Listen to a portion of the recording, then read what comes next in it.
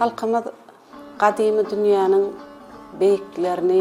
beyikliklerini, mukaddesliklerini beygeltip sözün dolu mantyna, ägirtlige, kämillige etdi. Halkımızın meden dünýäsinde ýaşaýan bak keşpler, batyrgaýlygyň, halallygyň, lewdiň, wepalygyň nusgaty bolup tutuş dünýäni bedeýär. Görogly ýaly gahrmanlary dünýä beren halkymyz bir näçe merdana, ıgrarly türkmen han begleriniň keşfini bitewleşdirip şadestanlar döredipdir. Şonuň üçin ýörelgi almaga gorkudata ýaly danalar, Oğuzhan ýaly ägirtler, görogly ýaly begler halkymyzyň merdana ogullary üçin asyrlaryň dowamyna nusgalyk bolup ýaşapdyr. 19-njy asyryň ahyrlaryna öz doganyny sadyň güýji bilen halas edip, parahatçylygy tutuş sevitde ikrar etdiren şükür atly beýik türkmen sadanynyň ikbaly. Ol hakynda riwayetler eýýäm bir asyrdan gowrak halkymyzyň ruhy dünýäsini bedek gelýär. Şükürbaşy barada aýdylanna elbetde türkmen halkynyň milli lideri gahrman arkadaşymyzyň parahatçylyk sady, dostluk, dogolluk sady kitaby gözüňe gelýär. Şükürbaşy kino film barada, Şükürbaşyny ýazan ýazyjy Nurmurat Sarhanow barada giňişleýin okuyjulary halka manily, täsirli bolar ýaly gymmatly maglumatlary jemläp şu kitaby halkymyza peşkeş beren elbetde gahrman arkadaşymyz men parahatçylyk diýlende el dutaryldyran Şükürbaşy gözüňe gelýär diýip belläk geçýär. Gahrman arkadaşymyzyň parahatçylyk sady, dostluk, dogolluk sady kitaby ençeme bölümlerden ibarat. Şol bölümlerde bolsa aýdym sadylar barada, parahatçylyk barada, giňişleýin gurrun berilýär. Mehriban arkadaşymyz diplomatiýa hakyna, halklar bilen uzak ýyllaryň dowamyna höküm sürjek dostlukly gatnaşyklaryň esasyny sungaty goýýar. Türkmeniň milli sadyny goýýar. Şükürüň ady riwayaty öwürlen taryhyny mysal getirýär.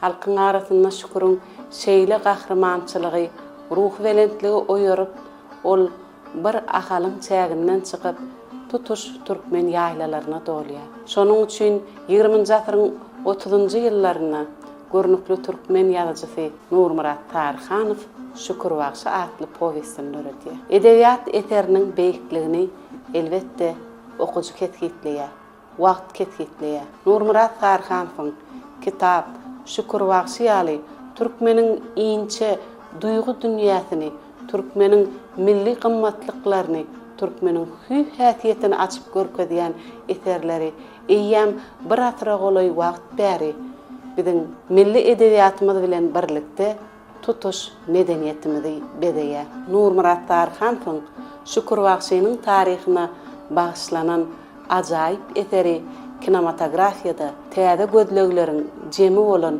üýtgeşik çeper eserini döremegine getirdi. Şükürbaşy ady bilen geçen asyryň 60-njy ýyllaryna halka hödürlenen bu film häl häzirlerem giň tomaşaçylar köpçüliginiň şeýle-de kino öwrenjileriň arasynda uly gyzyklanma döredýär.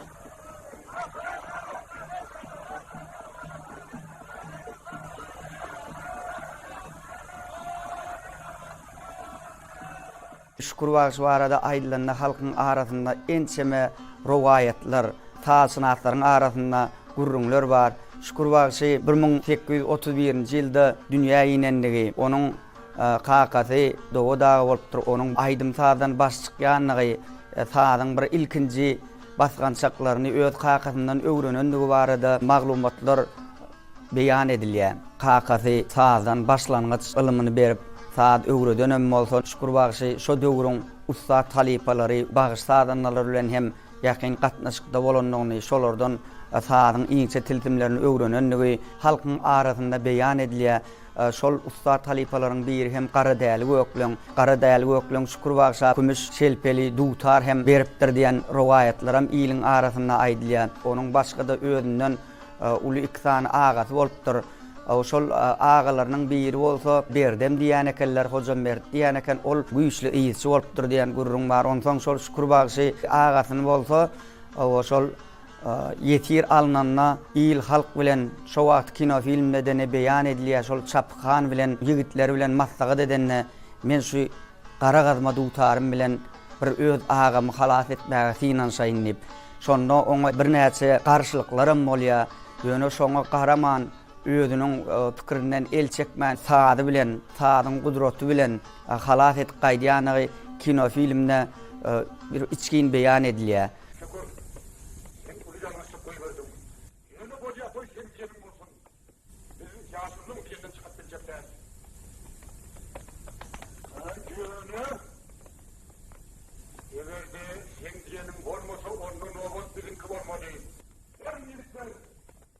Ine şükür bagşy öz agasy berdiğini ýetirlikden halas etmäge baranna şo Gulam Bagş bilen saat salanyna elbetde bir berde rejissöryň ustadlygy, aktýorlygyň, kompozitoriň ustadlygy şo ýerde ençeme türkmen halk sazlarynyň balsaýat sazy, saltyklar sazynyň bir näçe sazlardan ulanylýar. Ýene de şo ýerde sazlary dinläp oturaňna her sazlardan bölükler alınıp şol sazdan içinde görkezilýär. Gulam Bagş çalyp otyrga o sazdan başga sazda geçip gitmegi şükür bagşynyň hem deň çalyp gitmegi Gulam Bagşynyň hem ýöne sazdanna däldigi, onuň bir ustad sazdanna bolanlygy şükür bagş çalanyna onuň bile çalyp gitmegi şu bolsa şo sazdanlaryň şo taýda ustadlygyny görkezýär. Iň soňam şükür bagşynyň şol türkmen sazdandaky aýratyn öwrümleri bagşynyň sazdanlaryň bir uğur tapıçylygyny, sazdanlaryň kämilligini, ustadlygyny şo taýda şükür bagşy dutaryň hatda kirişi üdülen wagtynda da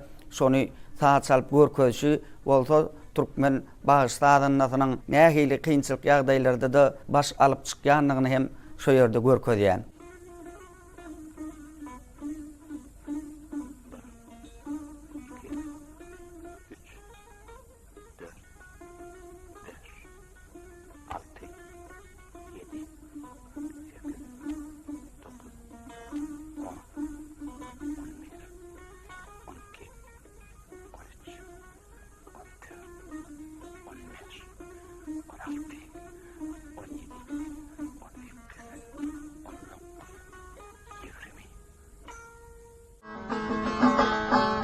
Köp ýagdaýlarda kino hakynda gurrun berýärkä tomoşaçy durmuşda da edil şunun ýaly bolýar.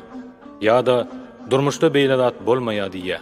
Ýöne welin film hem, edebi eser hem, saz hem, şekilleniş sunutynyň eseri hem durmuşdan üzgünlükde ýaşamaýar. Olar biziň ýürek bilen kabul edişimize göre ýaşamagyny dowam edýär. Şükür bagşy kino filmi ilkinji gezek görkezlenne hemmeler tarapyndan ikrar edildi. Belli kino tanqidçiler we medeniýet işgärleri film hakynda köp öwüli sözler aýtdylar. Ýöne iň esasy zat bolsa onuň il içinde meherli kabul edilmegidi. Bu filmi häzir içinde hem gowy görýärler. Oňa gaýta tomoşa edýärler. Sunugat eseri durmuş hadisasyny öwürlenne, onuň many gözelligi durmuşdan alınıp durmuşa da gaýtarylyp berilenne şeýle bolýar.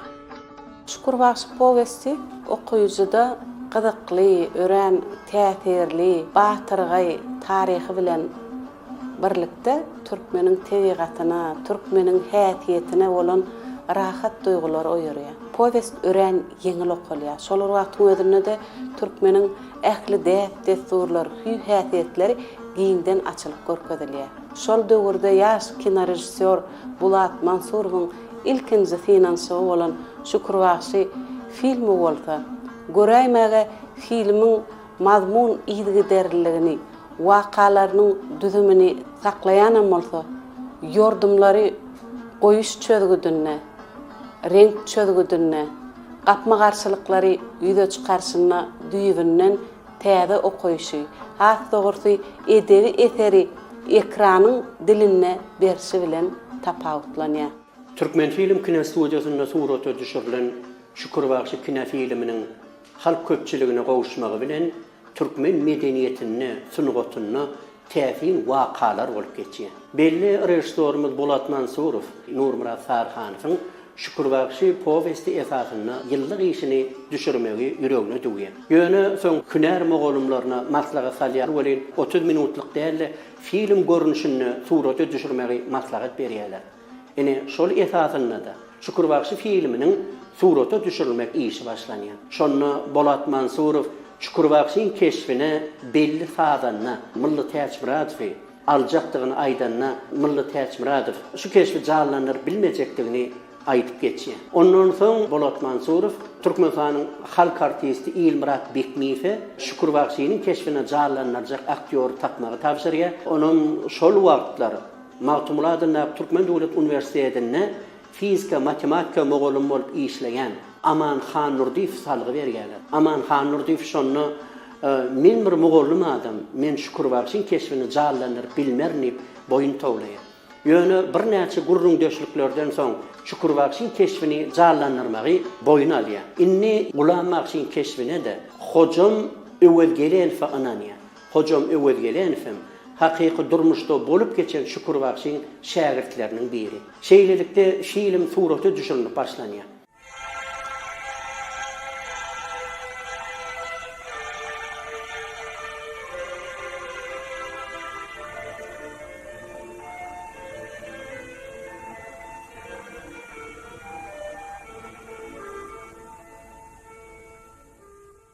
Şükür Bagşy'da Çolak Batyryň keşfi bar. Şu keşf filmde Çapyxanyň keşfine görkezilýär. Şeýlede rejissörüň ýene bir oňyn tapan çözgüdi aktyor taýlamakdaky ustatlyk hökmüne mysal alyp biler.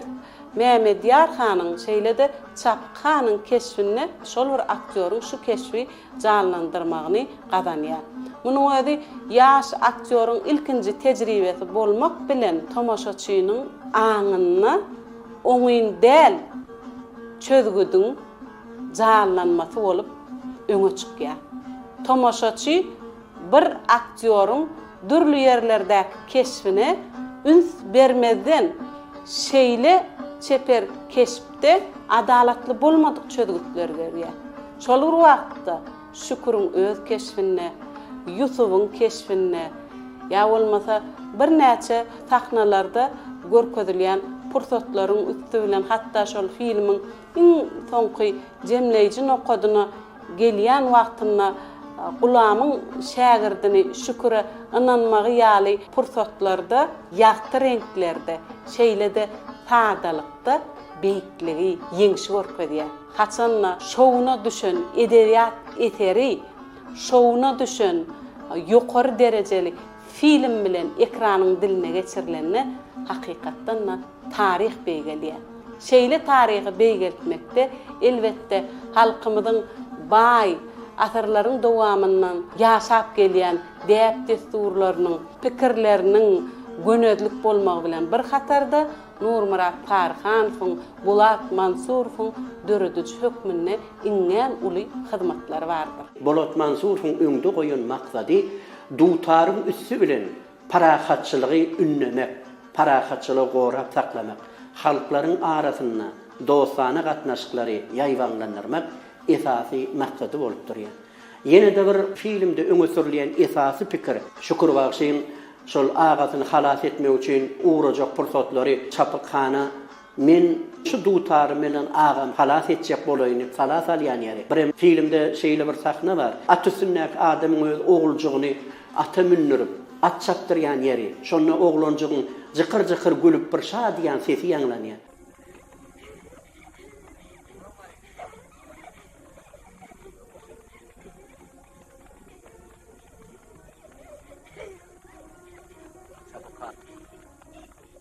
Çağanın gıyrasatlı bolun guvancunun çok gerek bolmadığını bilýär.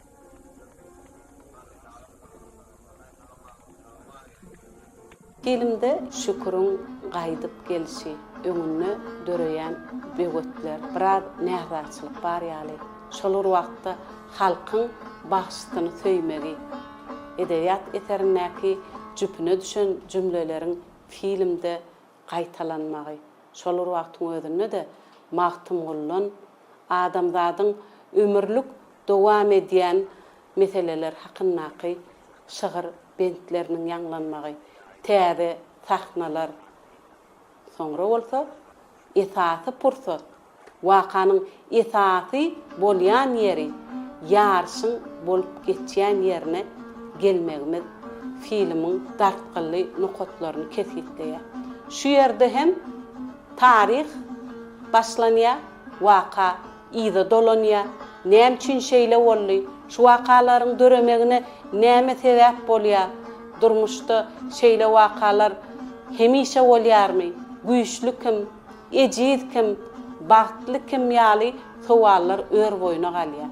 Şu sowallar hakyndaky pikirler, pikir alşmalar dowam etýärke, saat filmde edil gahrmanlaryň biri ýaly hereket edýär. Ýarş pursatyny bir näçe tolgunurjy, bir görsen şükür galyp barýan ýaly, bir denem dutarynyň owazy beýgelip üstün çykyp barýan ýaly, beýleki bir tarapdan bolsa göhü gelen tomaşaçylar tutuş wakanyň dartgylylygyny saklamak bilen seni şu wakan içine singdirýär.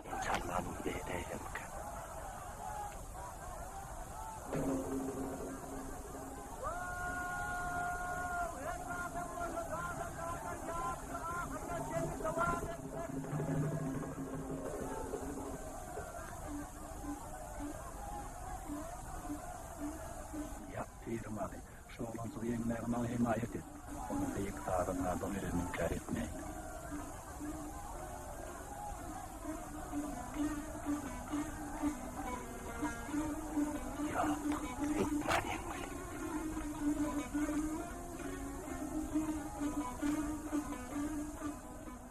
Şeýle garşylykly däkleşik şükürün hayrına jemlenýär.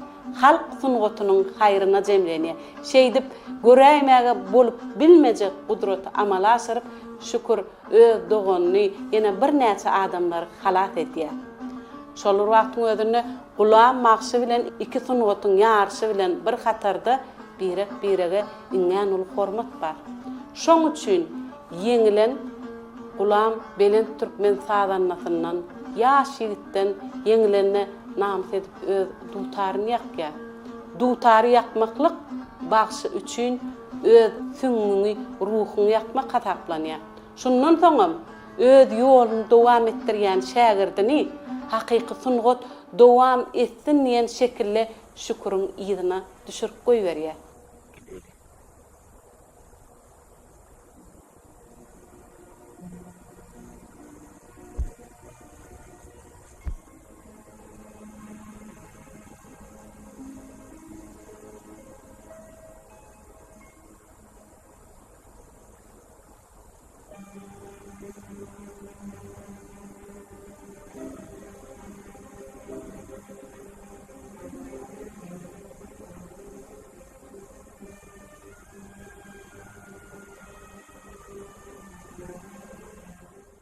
Yine de bir zady bellemeli olan filmde Bolat Mansurov Şükür Bagşy powestine ýazylmadyk zady, ýagny Şükür Bagşy bilen Gulam Magşyň arasynda ýarş geçenne dutaryň kiçi görnüşiniň atylyp goýulmagy, kim ýeňilse şol dutaryň ýakylmagy. Birem Gulam Magşynyň keýjegi alyp şoň esasyna barmagyna geýdirip şoň façalanyny keýin hereket etmegi şu ýerde rejissoryň Bolat Mansurowyň öz tapanlady. Aklını ekranyň diline geçirmek wezipeti ýazgyda ýazylan ähli sözleri canlandyrmagy gödüňünde tutmaýar. Mysal üçin ýeňetiniň iýgençleri, ýeňetiniň özüni alyp barşy, gynanjy ýekeje sahnada filmde görýär. Emma şükürüň ýeňetiniň şu hereketleri bir näçe sahypany, bir giden jümleleri edebiyat eserini öz üçin alýar. Bu ýerde bolsa biziň bir näçe seterdäki sahypadaky suratlandyrmalarymyz ýekeje sahnanyň üstünden bary ýogy bir näçe sekundda ýüze çykarly. Ekranyň dili şu ýerde özüniň ykjamlygy bilen tapawutlanýar. Şukurbaşy kino filminden gurulmalarynda Balsayat Sady bilen başlatdylar. Balsayat Sady hemişe däp destur bolşýar toýlarymyzda Balsayat Sady bilen Balsayat Aýdym bilen tamamlanýar. Näme üçin kino filmde altylar Balsayaty aljyratmak maksady bilen çalýardy Şukurbaşy. Gara ulanmak üçin öz nowatynda bölçe Balsayat Sadyny dowam etdirýär.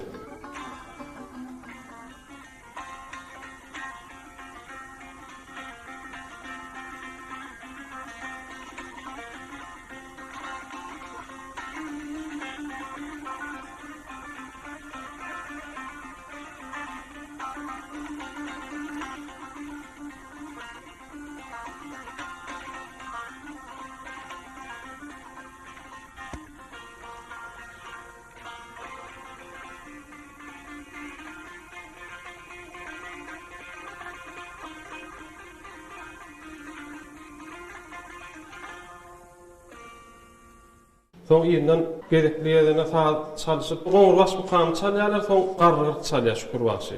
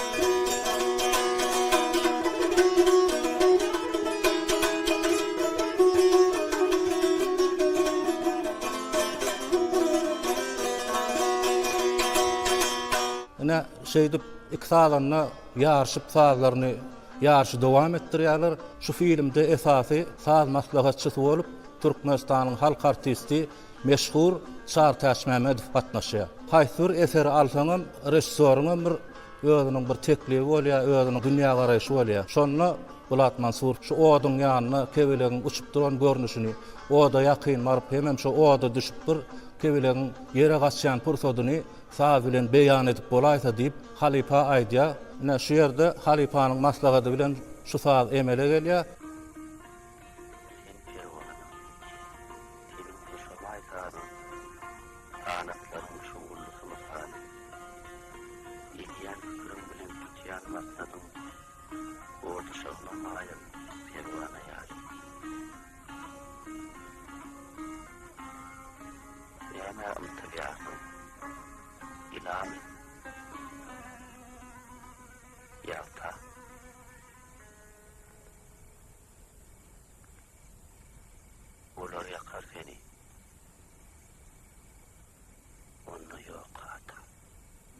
Onsoň şol kino filmiň dowamyny şu Gulam Magşy we şagirdine ümleýär bolyn, saza goşup çalmak üçin ýasalan ýörüýte gural getirýär öňüne. Gulam Magşy şol keýgi aýaklaryny oýnadyp täsin hereket etdirip bir saz çalýar.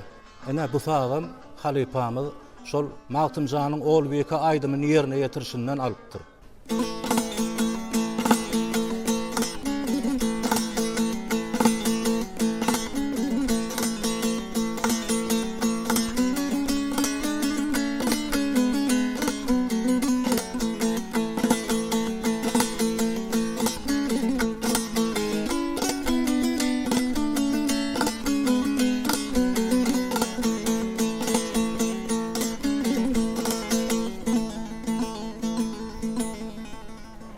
gulanmagy şu sady çalyp bolandan soň hani sadanna seňen bu zatlardan habaryň bardyr diýip şükürbaşy çalmagyny ünleýär. Ýöne şo ýerde şükürbaşy keýgin ayaklaryny gymyrladyp görýär, ol keýik başgaça hereket edýär. Halifa diýär, bu hünäriňden biziň habarymyz ýok diýär da şo ýerde. Ondan şükürüň ýeňilendigini eglan edýärler. Kino filmiň dowamyny meşhur Nawai sazlaryndan çalynýar.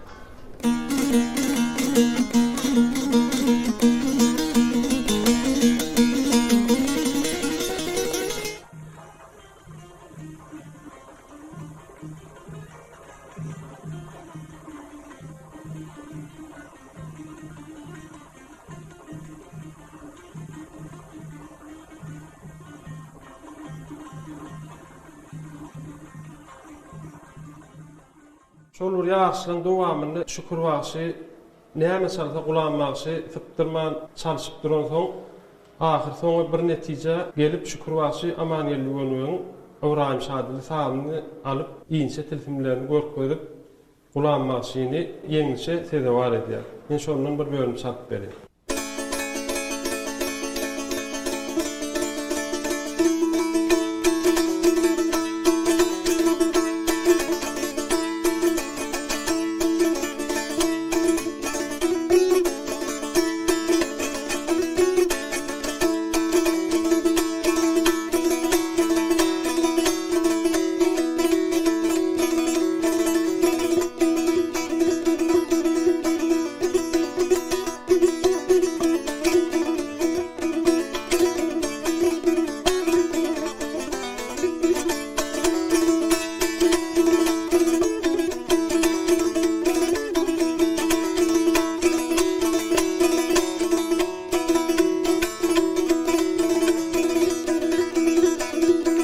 Gulanmagy ýeňilip durmaly bolýar. Ene şu sadyň esasy şeýerlerini barmaklan bir ýumulýan ýer barda. Şo ýerde gulanmagy askyndaýar.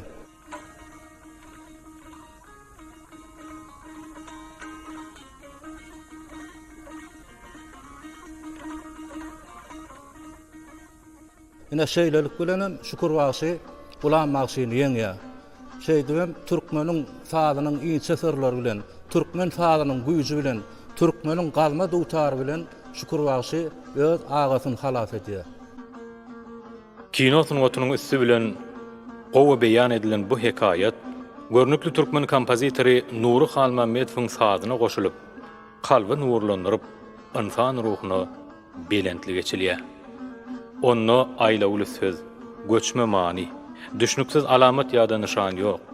Onu diňe toslap tapyp bolmaýan, çeşme suwy ýaly duru we arasda durmuş hakykat bar. Ol teşniligi gandyrýar. Güýç we ilham berýär.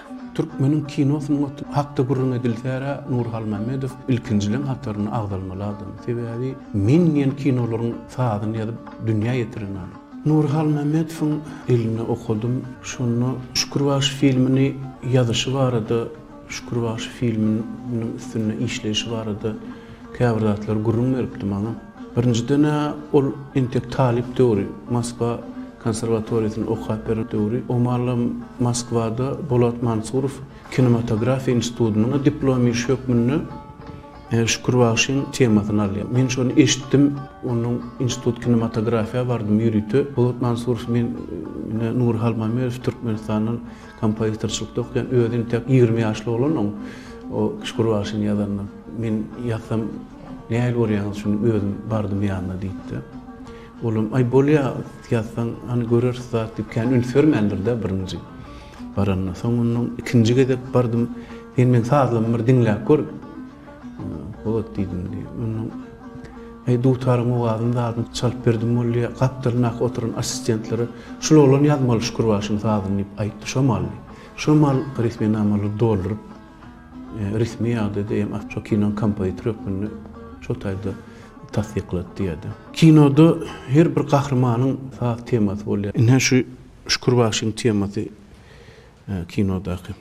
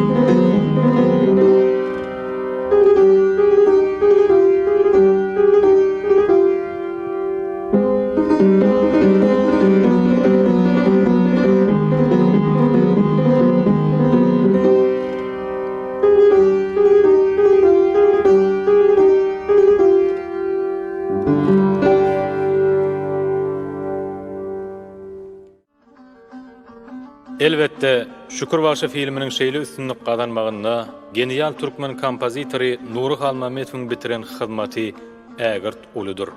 Orta Aziya Respublikalarynyň we Kazakstanyň kino festiwalynda bu filmiň sazy üçin berilen ýürüýte baýragy gowşurlaryny Çingiz Aýtmatow Nurynyň sazyny durmuşyň öz beren sazy diýip atlandyrdy. Biziň ýaş kompozitorymyz bolsa bu sözlere jogap ýokmyny bu sazy ýazmaga maňa halkymyň taryhy kömek berdi. Bu saz hakyky halk sazydyr. Şoňa görä-de meniň ýerine ýetiren işime şeýle ýokary baha berilmegini türkmen sazynyň ikrar edilmegi diýip kabul edýän ýa.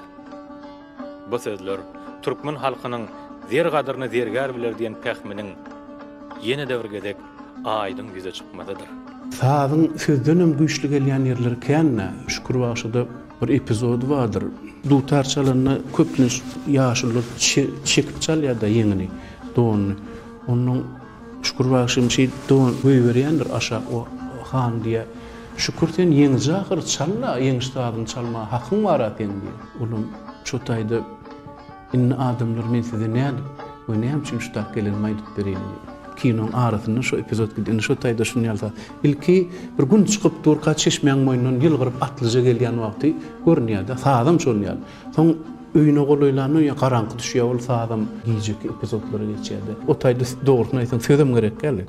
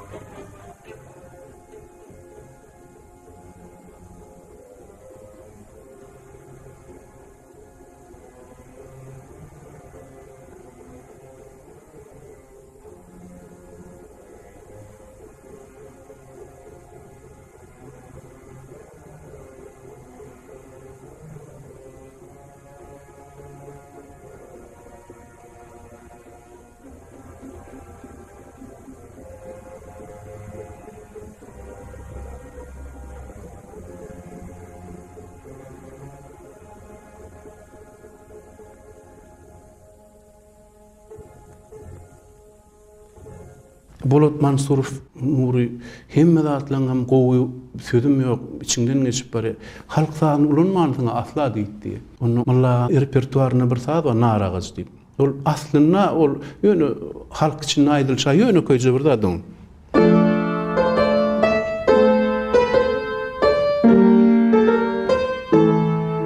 Ine ştaýda halk sagyny ulanýar Şükürbaşda.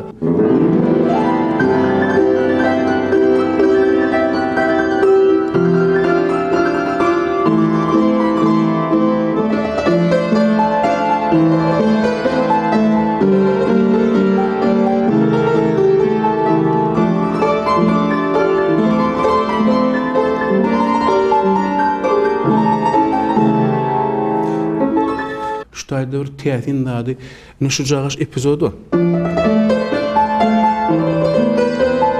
Özüm orkestr ulanmak hakda gurun etdik. Ne şu klarnet çalýarda. Birinji klarnet şeýdi. Durýa ikinji edýär. Ikisini goşup on guturun notasynyň beýlekini teplep goýberýär. Asyl bir adam çalyp oturýar. İki adam bolup çalýany bildiren. Ene ustadlyk Halmametow diýen. Giden mektepde şu. Türkmen halky elmi dama parahatçylygyň tarapdary. Türkmen halky elmi dama taryhda da şuun kunnadı. Türkmen halkynyň milli lideri Kahraman Arkadagly Kahraman serdarymyzyň saýasynda halklaryň arasyndaky parahatçylygy, dostluk dogullygy saklap gelýän halk. Biz bagtyarlyk döwrüniň hödýerini görüp ýaşaýar. Bizi esretli durmuşda ýaşadýan Türkmen halkynyň milli lideri Kahraman Arkadagly Kahraman serdarymyzyň jarlary sag bolsun. Alyp barýan il ýurt bähbitli işleri elmi dama orwaçlyklara wetlensin.